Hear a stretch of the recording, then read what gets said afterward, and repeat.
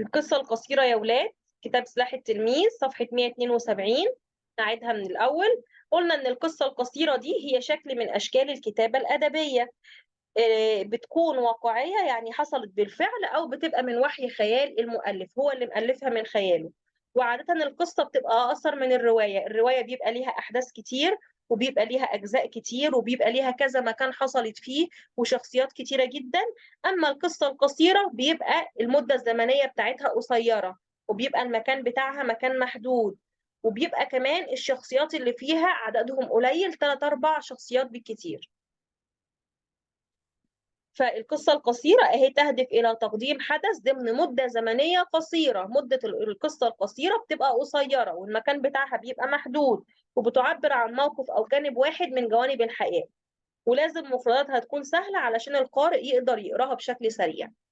القصة القصيرة عندي بتتكون من 6 حاجات: في العنوان، والمكان والزمان، والشخصيات، والمدخل، والحدث، والحبكة، والنهاية. والعنوان عندي يا جودي لازم يبقى عنوان جذاب وغامض، وانا ما اتوقعش منه ايه هي الاحداث اللي موجوده في القصه، علشان القارئ يظل متحمسا لقراءتها، زي الدرس اللي خدناه طب في الاول، لو انا درس اكتشف قدراتك. كتبت العنوان وكان في حبة شرح هيكون غلط؟ كان في حبه شرح؟ لا، العنوان ما ينفعش يبقى فيه شرح. العنوان جمله بسيطه مختصره، عنوان ما ينفعش يبقى فيه شرح. عمرك شفت عنوان اي كتاب او عنوان اي مقال فيه شرح؟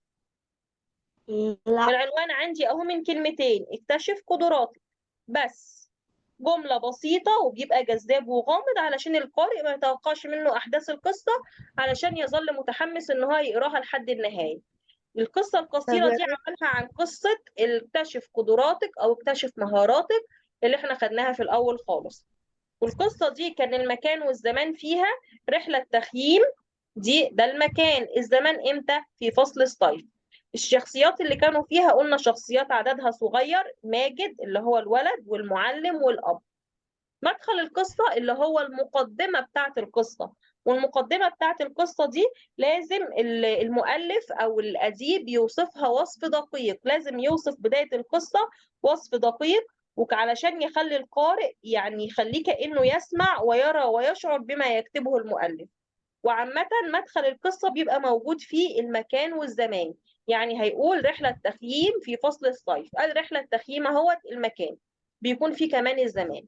الحدث أو الحبكة هي المشكلة اللي حصلت في القصة. ايه المشكلة اللي حصلت في القصة؟ ان المعلم طلب من كل طفل او من كل طالب ان هو يختار مهاراته، ولكني لم استطع فشعرت بالخجل. دي الحدث او الحبكة او المشكلة اللي حصلت في القصة. الحدث او الحبكة بيبقى موجود فيه الشخصيات. النهاية اللي هي حل المشكلة: وجهني أبي فقررت الالتحاق بدورة تدريبية لاكتشاف قدراتي. يبقى أنا عندي المدخل اللي هو بداية القصة، أول جملة في القصة، وبذكر فيها المكان والزمان. عندي الحدث أو الحبكة أو المشكلة، بذكر فيها الشخصيات. عندي النهاية بتبقى حل للمشكلة، وبيبقى إيه هي العظة أو العبرة أو المغزى من القصة بيبقى موجود في النهاية. وبراعي عند كتابة القصة القصيرة إن العنوان زي ما قلنا يكون جذاب وغامض حتى لا يتوقع منه أحداث القصة، ويظل القارئ متحمسا لقراءتها حتى النهاية. في المدخل لازم أوصفه وصف دقيق علشان أخلي القارئ يسمع ويرى ويشعر بما يكتبه المؤلف. الأحداث لازم تبقى محدودة علشان دي قصة قصيرة، وكمان لازم تبقى متسلسلة تسلسلا منطقيا، يعني الحدث اللي حصل في الأول إيه، وبعد كده 2 اللي بعديه، وبعد كده 3. ما ينفعش 1 3 4، لا، الأحداث متسلسلة تسلسل منطقي. زي ما قلنا الشخصيات يبقى عددها محدود، ويكون في وضوح للمكان والزمان في القصة.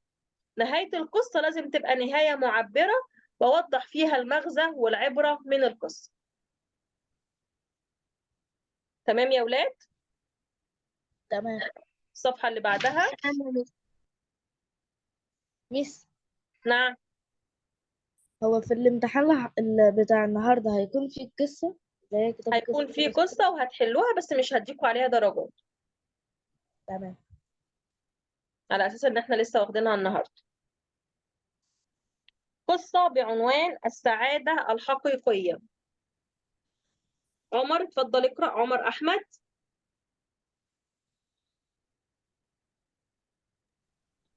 كان يوما شتويا مشرقا. كنت في الحديقة أقف على الحشائش الخضراء تتلألأ من ضوء الشمس عليها، سامعا أصوات ضحك الأطفال وهم يلعبون، وأشم رائحة الخبز والفطائر الزكية. تمام، شكرا يا عمر. يبقى انا يا اولاد عندي هنا المدخل اللي هي بداية القصة. ذكر لي ايه في المدخل؟ ذكر لي المكان والزمان، ووصف كمان وصف دقيق. فين المكان؟ المكان اللي هو الحديقة. فين الزمان؟ يوما شتويا مشرقا. يبقى أنا كان يوما شتويا مشرقا، ده الزمان. كنت في الحديقة، ده المكان. وبعد كده بدأ يوصف: أنا كنت بقف على الحشائش خضراء تتلألأ، يعني بتلمع في ضوء الشمس. ضوء الشمس لما بينزل عليها بتلمع. وكنت سامع أصوات ضحك الأطفال وهم يلعبون، وأشم رائحة الخبز والفطائر الزكية. يبقى أنا عندي مدخل القصة، اول جمله موجوده في القصه او اول جزء في القصه. وصف دقيق، وذكر لي المكان والزمان. طيب عندي بعد كده الشخصيات. اتفضل الحدث او الحبكه. وقلنا الحدث والحبكه بيذكر فيها الشخصيات. اتفضل يا براء.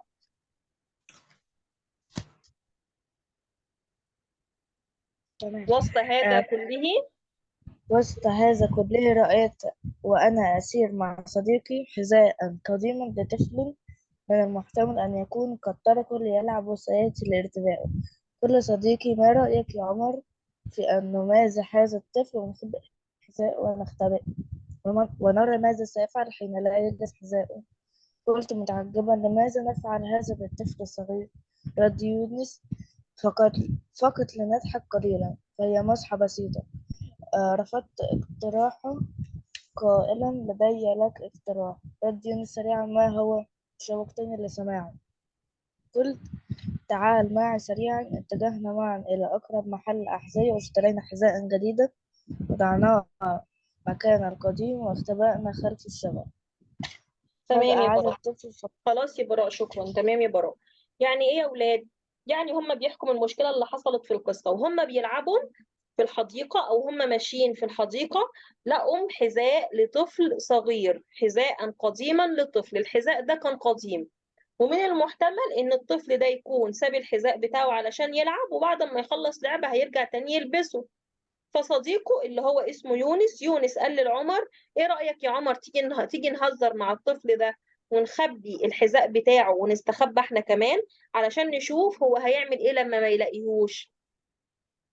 فرد عليه عمر وقال له: طب واحنا ليه نعمل كده بطفل صغير؟ قال له يونس: علشان بس نضحك شوية، دي مصحة بسيطة، احنا بنهزر معاه. طب ينفع يا اولاد نهزر بالطريقة دي مع حد؟ لا. لا. طبعا دي طريقة مش حلوة جدا للهزار.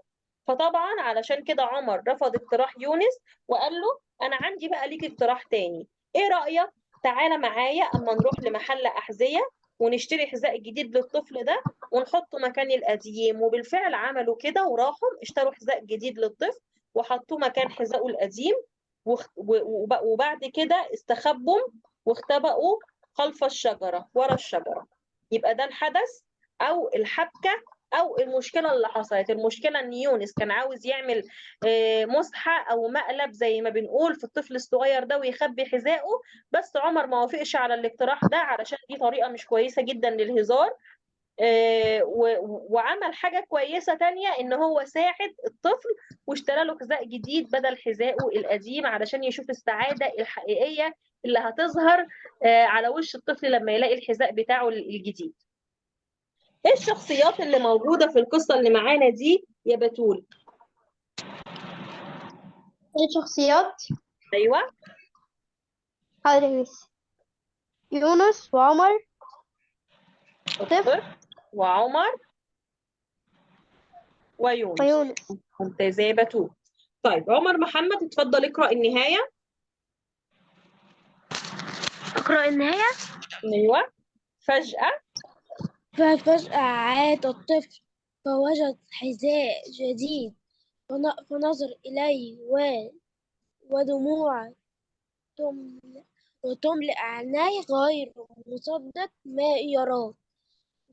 جلس ينظر حوله حاضنا الحذاء الجديد بأع- بأحسن بأحسن بأحسن عن صاحب بحثا عن صاحب هذه السعادة، لكنه لم يرى أحدا فر- فرد أهما فارتداهما فأردهما وعاد وعاد قفزا للبيت.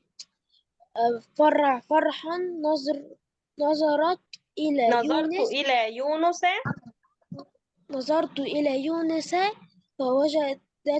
فوجدته يبكي من فرحة، فقلت له هذه هي السعادة الحقيقية.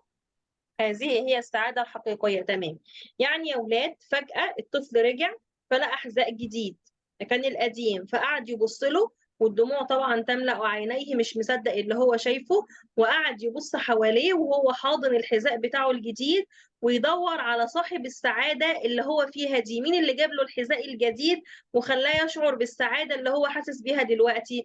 بس هو ما شافش حد فلبسهم وقعد يقفز من الفرح. يقفز من الفرح، فاكرين المثال ده كنت بقوله لكم فين؟ في التعبير ايه؟ المجازي. تعبير المجاز، تعبير عن شدة الفرح. فارتداهما وعاد قافزا للبيت فرحا.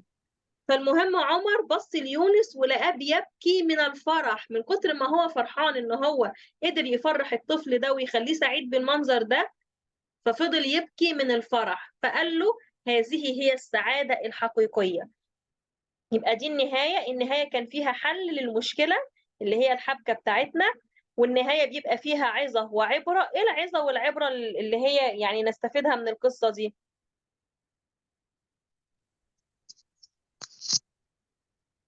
ها؟ اللي احنا نسعد الواحد مساعدة الآخرين. الآخرين أو مساعدة المحتاج. آه غالبا يا ولاد، غالبا العنوان بيبقى متاخد من المغزى بتاع القصة اللي بيبقى موجود في النهاية. شايفين النهاية موجود فيها ايه؟ هذه هي السعادة الحقيقية. ده ايه ده؟ ده العنوان، السعادة الحقيقية. يبقى غالبا النهاية اللي بيبقى موجود فيها المغزى من القصة بناخد منها العنوان السعادة الحقيقية، وفي النهاية السعادة الحقيقية. طيب تعالوا بقى ما نحل الأسئلة اللي موجودة علشان نفهم عناصر القصة أكتر.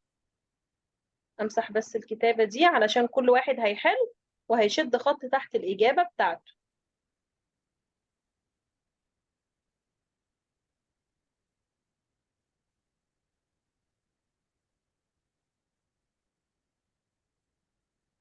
كبر الشاشة شوية.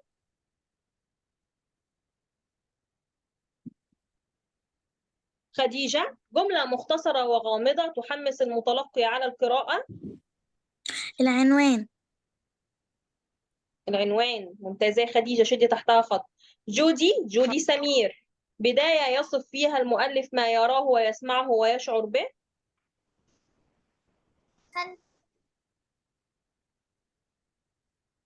المدخل. الايه؟ المدخل، ممتازة يا جودي، شد خط تحتها.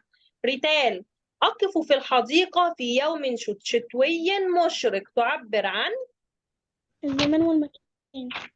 المكان والزمان، ممتازة يا ريتال. إياد، راوي القصة اللي هو بيحكي القصة والصديق والطفل دول إيه؟ شخصيات. ممتاز يا إياد. أحمد، رفض عمر إخفاء حذاء الطفل واقترح شراء حذاء جديد، دي إيه؟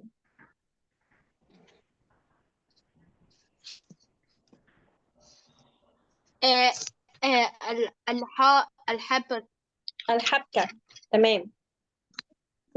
اكتشاف يونس، لارا، اكتشاف يونس معنى السعادة الحقيقية. العنوان. ده العنوان إن يوسف اكتشف معنى السعادة الحقيقية. النهاية. النهاية، تمام يا لارا. تمام. بصوا هو الزوم بدأ يعد، فهنقفل اللينك ده ونفتح لينك جديد عشان ما يعطلناش. اوكي.